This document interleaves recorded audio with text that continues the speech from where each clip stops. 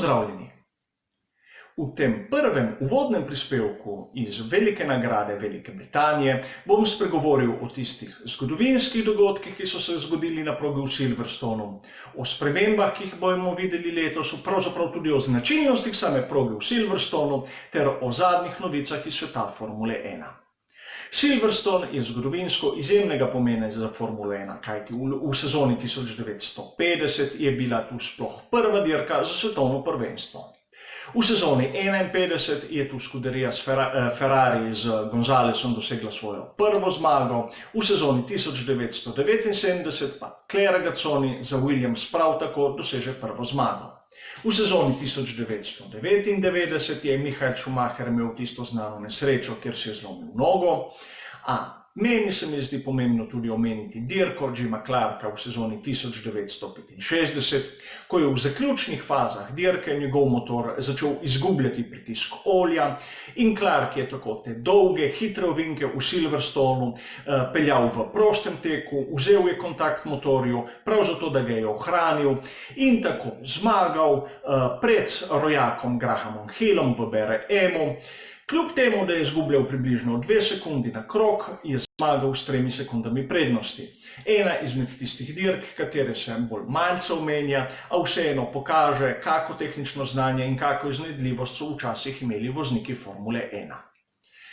Kot si dobro vemo, je proga v Silverstonu nastala okrog letališča Royal Air Force iz II. Svetovne vojne, kjer je bombniško poveljstvo imelo svojo enoto za urjenje posadk. Če pogledamo razliko v fotografijah, kako je bilo letališče in kakšna je proga, vidimo, da je od tistega, kar je bilo v 40 letih ostalo bolj malo, a vseeno to je ena izmed tistih prog, kjer je važno, kako ima bolid hitrost, ampak tudi aerodinamični oprijem. Namreč ovinki, kombinacije ovinke, kot so Copse, Maggots, Beckett, Chappell, zahtevajo od bolida ne samo visoko končno hitrost, ampak tudi veliko oprijem, predvsem aerodinamični, da jih sploh lahko hitro zvozi. Značilno okrog proge v Silverstonu je tudi to, da se sorazmeroma blizu nahajajo sedeži večine ekip Formule 1, naprimer Racing Point ima svoj sedež prav v Silverstonu in celo skuderija Toro Rosso, ki ima sedež v Faenzi v Italiji, ima tu svoj vetrovnik. Ko pogledamo te lastnosti, ki jih Pirelli pripišuje progi v Silverstonu, vidimo prav to, kar sem omenil, da bojo pnevmatike pod velikim bočnim stresom, sile, ki bojo bočno delovale na pnevmatiko, bojo izjemno visoke, potreben bo zelo visok aerodinamični oprijem, tudi trdote pnevmatik so za stopnjo višje od tistega, kar smo videli naprimer na Veliki nagradi Francije in Veliki nagradi Avstrije. Tisto, kar je bilo na Veliki nagradi Avstrije, pnevmatika trdote hard, bo tu medium. Imejmo tudi to v mislih.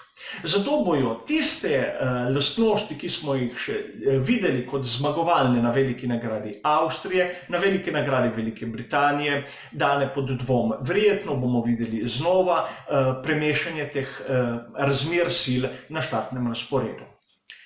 Pri spremembah na progi Silverstona je treba omeniti najprej to, da so ukinili tisto čudno cono DRS, ki smo jo videli še lani. Ugotovili so, da je preveč nevarna, zato imamo letos le 2 DRS coni na Veliki nagradi Velike Britanije. Druge zanimive spremembe so nova postavitev robnikov. Naredili so drugačne robnike, take, ki bojo dovoljevali malce bolj pogumno vožnjo čez njih, ne bo več tistih lomov prednjih aerodinamičnih stabilizatorjev. Po drugi strani so na določenih ovinkih zmanjšali izletne cone, skrajšali ta betonski del robnika in tako ta pesek, ki je ob progi, približali sami progi, tako da bojo manj oprostili vsakršno napako voznika. Tu pred dirko samo smo videli dosti zelo zanimivih novic in tista glavna novica, po mojem mnenju, je bila zasenčena s tistimi ostalimi. Namreč, McLaren je potrdil svoj vozniški par tudi v naslednji sezoni, tako bosta Lando Norris in Carlos Sainz mlajši vozila za to ekipo tudi v naslednji sezoni in to je bilo nekako pričakovano. Reach Energy Drink je nekako na nek neobičajen način prekinil sodelovanje z ekipo Haas, kar je tudi dvignilo veliko pozornosti in veliko prahu. Namreč te energetske pijače tudi v Veliki Britaniji so videli pravzaprav le redki in izbrani, a tisto glavno je sicer bilo, a malo pozornosti je bilo dano. Namreč organizatorji velike nagrade Velike Britanije, to se pravi BRDC, je podpisal pogodbo, je podaljšal pogodbo, tako da bojo dirke v Silverstonu najmanj do sezone 2024, kar je tisto, po mojem mnenju, najbolj pomembno v tej začetni fazi.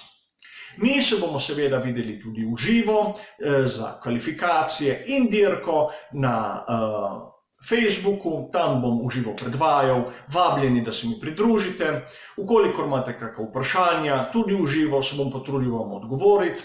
Seveda bojo pred temi še tudi prispevki pred kvalifikacijami, kjer se bo obdelalo vse tiste tehnične novosti in kako so posamezne ekipe zbrale pnevmatike.